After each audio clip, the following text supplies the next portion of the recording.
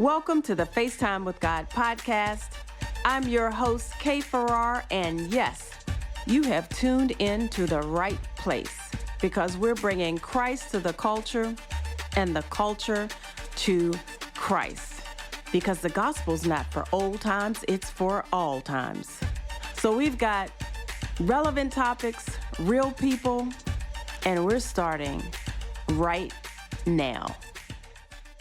All right, so welcome to another edition of FaceTime with God.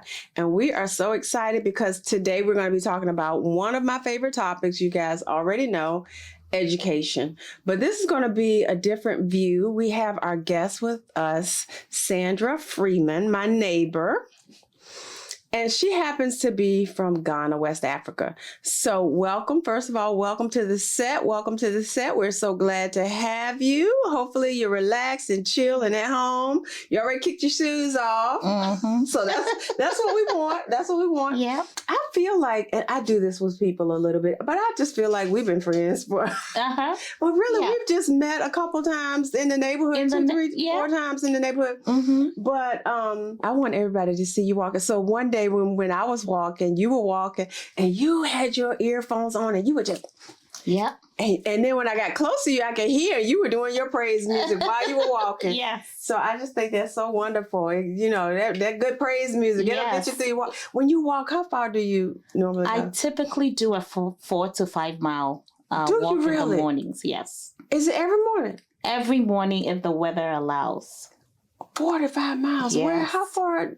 You go to the school and back to Chamberlain or no? So I do. Like I have my little route and it just depends. I either go down to the school or even beyond. Okay. But I walk, because there's a little down. Mall over there. The strip mall. No, I don't go to the strip mall. Okay. But I walk in the neighborhood that's close to the school. Okay. And then come down that way. Right. You and sometimes I go the opposite direction. Okay. Yeah. I might have to see if I can go with you one day. You see me with these puppy dogs, but I don't like big dogs. And sometimes when you get in the older neighborhood, you see the big dogs. But so I'll have to see if I catch up with you. But I love, hearing some context about your life and, how you start your day. And I want to dig in a little bit more into that. Like, I didn't realize you were a PK. Mm-hmm. So talk to us a little bit about your life growing up in Ghana. What was your life like, let's just say as an elementary school student, from in the morning to in the evening? How did things go with school, your family dynamics, your meals, bedtime, morning time, your relationships with your family? Tell us a little bit about that. All right. So I have 4 siblings. Okay. And we lived, at home, all of us with our parents. I was fortunate and blessed to have both my mom and my dad living. They were married until my father passed away. Sorry, but they were about, married for close to 60 years. 60 years. Okay. Yeah. And so in Ghana, most of the schools are private schools. We have public elementary schools, but they are actually not the best place to get a good education. And so a lot of the parents will enroll their kids in private school. Right. Okay. And the transportation system is also, and roadways are not, I would say not great in the sense that sometimes you only have one way of getting to a particular place. And so we would, wake up, morning rush, getting ready. About what time did you get up? So I would say we would wake up about 6:30 in the morning, get ourselves ready, have breakfast, not sitting at a table with our parents in the morning. We only did that in the evening. What would you guys have for breakfast in the morning? Oh, gosh. I don't even, whatever, fruits, eggs, it was like a combination of things. Okay. Did you guys have your own chickens and things where you had your eggs from home? We did. At a certain point, as I got older, we did not. So we had different types of livestock in the house. But at one point, we had peacocks and... Really? Yes. There was a peacock when because I told you I was in Ghana. I was at a prayer retreat center. I gave him the name Henry. I have to show you some of my pictures. Yeah. He was beautiful. Yes. Yeah. So is having peacocks around, is that like a frequent thing around there? I mean, and growing up, I never saw one until my father, but my father loved livestock and different animals. So at whatever point in time, he had something, around the house. So we'll have breakfast. And I have a sister who is 13 months older than I am. Okay. And so we shared a room. And we sort of did everything together because we were in the same school around the same time. Shared a room. So you said you had 4 siblings. I did, yes. And so was it girls, boy? How did it break? So I have two brothers and 2 sisters. Okay. And one of my sisters is older. She's in her 60s now. But I do have a sister who's 13 months. Okay. Apart. All right. And I'm asking, I still want you to keep going, but I'm asking questions so people get a view of life in Ghana, because the view that a lot of Americans have about Africa is not like what I experienced when I visited. It really isn't. So you lived at home with your parents. So 2 of you had one room. So how many bedrooms in your home when you were born? I lived in a 5-bedroom house. There was a bedroom downstairs. Wow. And we had 4 upstairs. And then we had an outhouse. Okay. A lot of homes in Ghana have outhouses, which we call boys' quarters. Okay, because we do have quarters. Yes, we do have help. Gotcha. That help around the house, and that's where they stay. They stay in the outhouse. So we also had a 2-bedroom outhouse with bathroom and kitchenette and everything there. And we're going to do our best, and maybe you can help us even like about the peacock and the area where you grew up and how the houses were to get some shots so we can put that in so people will understand, because a lot of people are thinking when you say Africa, they're thinking everybody is living in a hut out in the bush somewhere. And there are people in the bush. Yes, in a hut. Yeah, there are people in the villages, but there are also urban, cities and all of that. Yeah. Cool. Wow. So, but you grew up in a 5-bedroom house with a 2-bedroom outhouse. Yes. And you had help that lived in there. Yeah. I did nothing at home. And what did they do? So they would make the meals, make the bed. I mean, tell us about how that went. It was went. Like household chores. So like in the morning, I didn't have to make my bed. Wow. Somebody made the bed after I left. We had somebody who ironed our clothes. Okay. So you put your clothes out and they'll iron it. We had a driver who would drive us around. We had a garden. We called it a garden boy. So we had somebody who takes care of the plants. And my mom loved roses. So we had flower pots in front of the house with a lot of different types of plants and flowers. And so now he didn't live there. Okay. But he would go and come every day. Gardener, the gardener. So we had a gardener.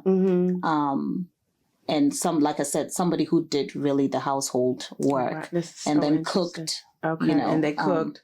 So your mom, would she plan out the menus and then they would go to the store and buy everything and come back and prepare it? Yeah. And the driver would take them. The driver would take them. And at what times would you eat? Is it a certain time, for breakfast, lunch, dinner, or do you do 3 meals? So it's typically 3 meals. Okay. We are usually not at home during the afternoon because we're in school. So we always come together though for dinner. Dinner was sort of the time that my parents were home by dinner time every single day. Wow. Okay. And we'll have dinner together. And then, but that was up until a certain point because in Ghana, a lot of the kids go to boarding school. Okay. So I went to boarding school when I was 10 years old.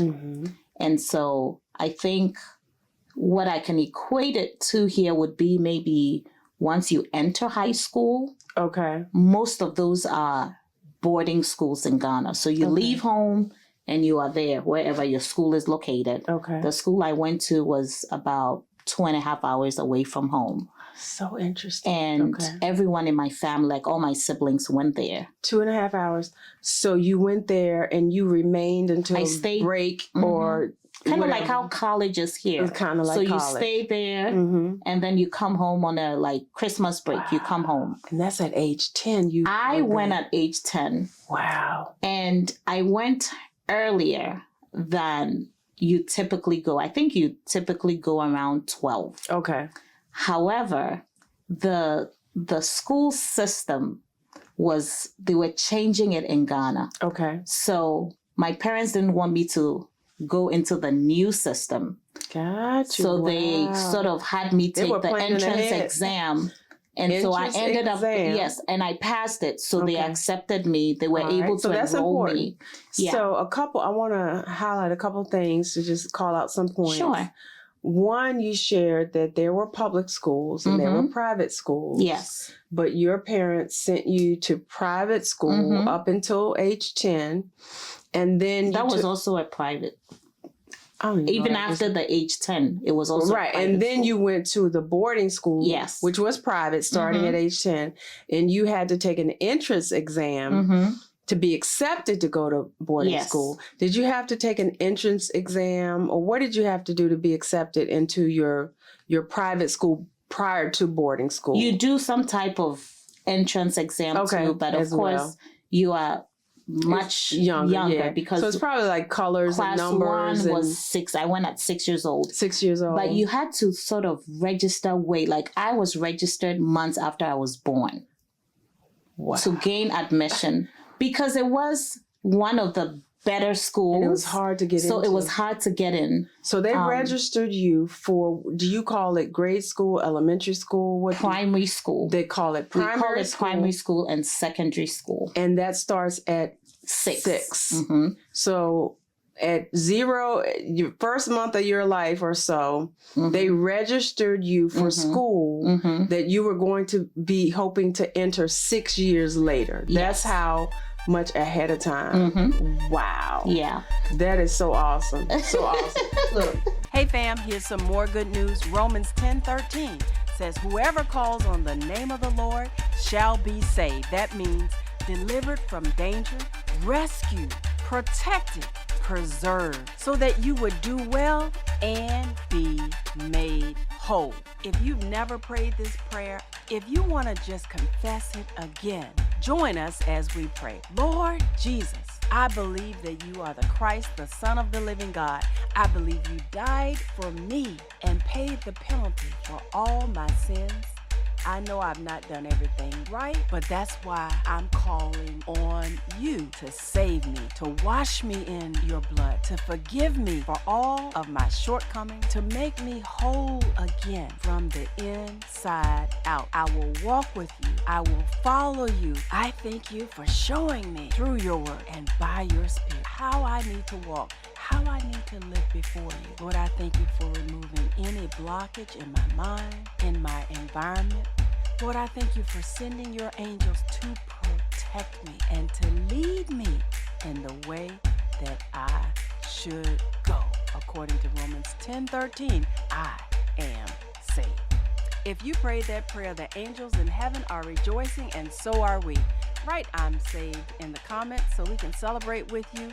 Get connected with some strong, balanced Bible believers in your area who can help disciple you. Talk to the Lord every day about your decisions and check out our video, The Greatest Superhero.